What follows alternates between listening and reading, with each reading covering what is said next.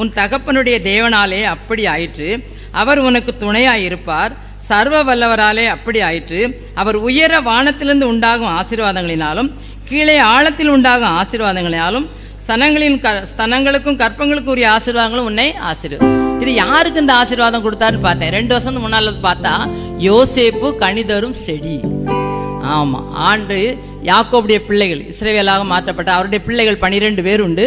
அதில் யோசேப்பு ஒரு குமாரர். அவருக்கு கூட ஆசீர்வாதம். அவர் அவருடைய கடைசி மரண நாளில் ஒவ்வொருவரையாக கூப்பிட்டு தலையில் கை வச்சு எல்லாம் ஆசீர்வாதம் பண்ணார். அப்போ யோசேப்புக்கு கொடுத்த ஆசீர்வாதம் தான் என்னது?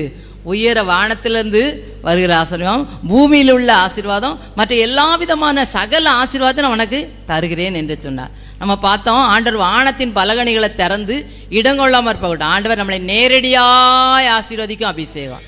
அந்த அபிஷேகம் யாருக்கு கிடைச்சது? இந்த யோசேப்புக்கு கிடைச்சது. யோசேப்பு என்ன நினைச்சாங்க?